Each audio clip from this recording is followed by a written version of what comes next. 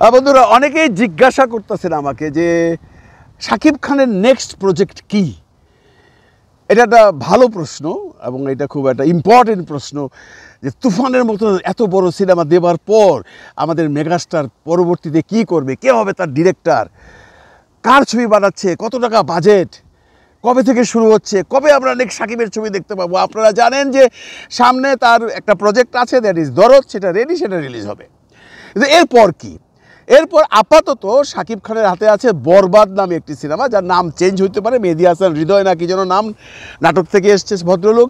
এটা সাইন হয়ে গেছে, আমরা বিভিন্ন সূত্রে খবর পেয়েছি ভদ্রলোক ভারতবর্ষে গিয়েছিল এবং ওখানে টেকনিশিয়ানস অ্যান্ড ইকুইপমেন্টসের ব্যাপারে কথা বলতে সে বোধহয় এখনও ভারতেই আছে অথবা চলে আসছে।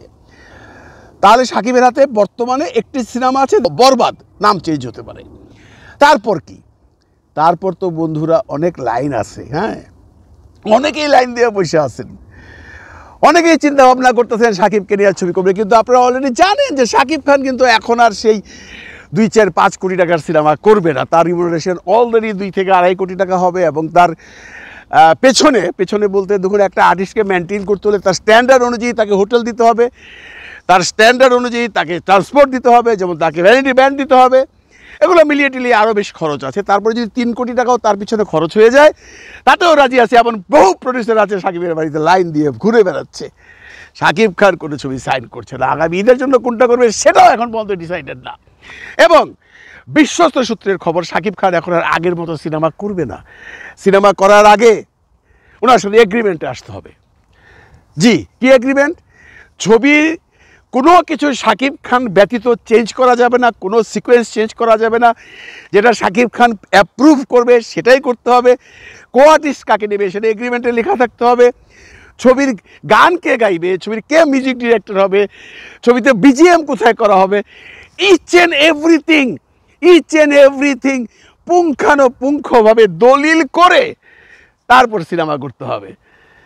আগের দিন বুঝলা যান, শাকিব খানকে নিলেন, শাকিব খানকে করলেন যে আজকে ডান্স ডিরেক্টর অমুক, সেটা এসে দেখলো না ওই ডান্স ডিরেক্টর না, অন্য ডান্স ডিরেক্টর, শাকিব খান কইরা চলে গেছে। দ্যাট ইজ গন। প্রতিটা কথা, প্রতিটা শর্ট বললে ভুল হবে, প্রতিটা জিনিস শাকিবের সাথে আগে এগ্রিমেন্ট করে সিনেমা করতে হবে। আমার মনে হয় শাহরুখ খান, সালমান খান এই ধাঁচেই ছবি করে, কারণ তাদের ছবিতে আপনারা দেখবেন তাদের নিজস্ব গণ্ডির লোকজনই থাকে। এটা একটা আর্টিস্টের ভালো লাগার ব্যাপার, ভালোবাসার ব্যাপার। কিন্তু শাকিব খান এগুলো ব্যাপারে কখনো কথা বলতো না, কিন্তু ইদানিংকালে যেটা শোনা যাচ্ছে সব কিছু তার সাথে কনসাল্ট করে করতে হবে। আর করবেই না বা কেন? এত বিগিট সিনেমা দেশে, তার কথা ছাড়া কি ছবি হইব? সে যদি না চায় যে আমি স্বপন চৌধুরী একটা অ্যাক্টিং করুম, আমার ডাইরেক্টর নিল, সে যদি বলে না স্বপনের সাথে অভিনয় করবো না, ছবিই তো হইব না, তার এভরি রাইট আছে। কারণ সে হয়তো ভাবতে পারে স্বপন চৌধুরী এই ক্যারেক্টারটা যায় না, ডাইরেক্টর ভাবলো, কিন্তু এই স্বপন চৌধুরী কেমন লোক, কেমন মানুষ, তার কতটুকু পপুলারিটি আছে, ছবির জন্য কতটুকু বেনিফিটেড হবে, এই স্বপন চৌধুরী এই ছবিতে কোনো কিছু কন্ট্রিবিউট করতে পারবে কিনা, শাকিব খানের জানার এভরি রাইট আছে, যেটা ভারতেই করে। আমি যতদূর জানি শাহরুখ, সালমানরাও এমনটাই করে।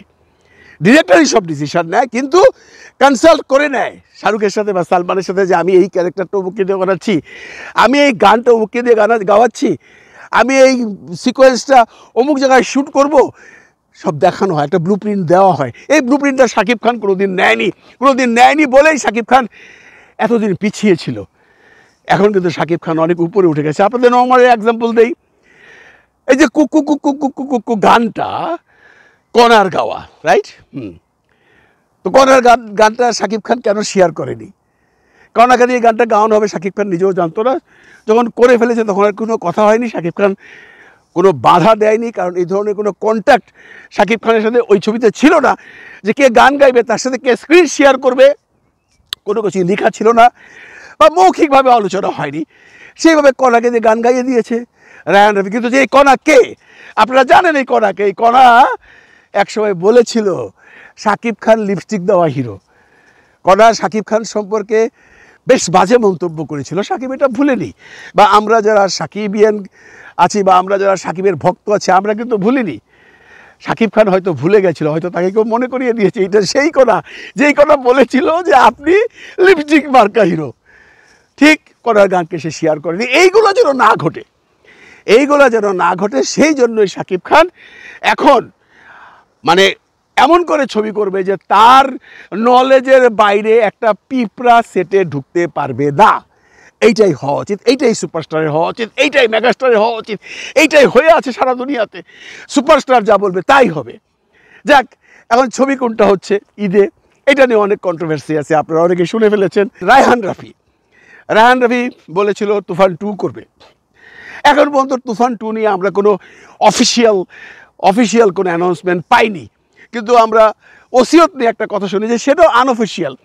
এখন রায়হান রাফি পড়ে গেছে মানকার চিপায়, কোনটা করবে? সাকিবের সাথে আপনার তুফান 2 করবে না নিশুর সাথে ওসিয়ত করবে? রায়হান রাফি যদি সাকিব খানকে ছেড়ে মানে সাকিব খানকে না নিয়ে ওসিয়ত শুরু করে এবং তুফান 2 স্টার্ট না করে, তাহলে রায়হান রাফিকে রোশানলে পড়তে হবে আমাদের কাছে। আমরা তখন তাকে জিজ্ঞাসা করব, এত বিগ হিট সিনেমা দেওয়ার পর আপনি সাকিবকে নিয়ে সিনেমা বানাচ্ছেন না কেন? আমরা সবাই রায়হান রাফিকে নেগেটিভভাবে দেখব।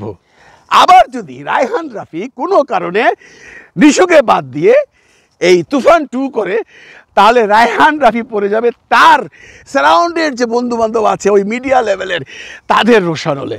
তারা বলবে তুমি ওসিয়ত স্টার্ট করেছিলে, সেটা বন্ধ করে দিলে, নিশু তোমার জন্য একটি বছর কোথাও কাজ করলো না, ঘরে বসে রইলো, তোমার সাথে সিনেমা করবে বলে সুড়ঙ্গর পরে একটি বছর সে একটি নাটকও করে নাই। এই আফরান নিশু একটা টেলিফিল্ম করে নেয়, একটা সিঙ্গেল নাটক পর্যন্ত করে নেয়। একটি বছর সে ঘরে বসা, যে মানুষটা প্রতিদিন ফ্লোরে নামলে কত টাকা পায় আপনারা জানেন, আমি আর নতুন করে বলতে চাই না। তারাই তো সবাই বলবে রায়হান রাফিকে যে তুমি এটা কী করলা রাফি, অ্যানাউন্সমেন্ট করে নিশুকে বসিয়ে রাখলা, নিশু ঘরের মধ্যে বসে রইলো, তোমার জন্য একটি বছর অপেক্ষা করলো, তুমি এখন আবারও করছো ছবি শাকিব খানকে নিয়ে।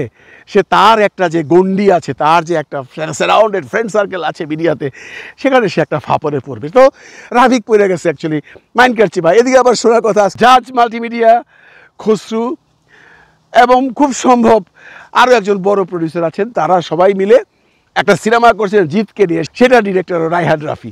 তাহলে রায়হান রাফির হাতে 3টা সিনেমা। তো 3টা সিনেমা যদি হয়, একটি হলো শাকিব খানের সাথে তুফান 2, একটি হলো ওসিয়ত, একটি হলো জিতের সাথে একটি সিনেমা। তো কোনটা করবে? 2টা যদি করে 2 ঈদে যাবে, একটি যাবে অন্য জায়গায়।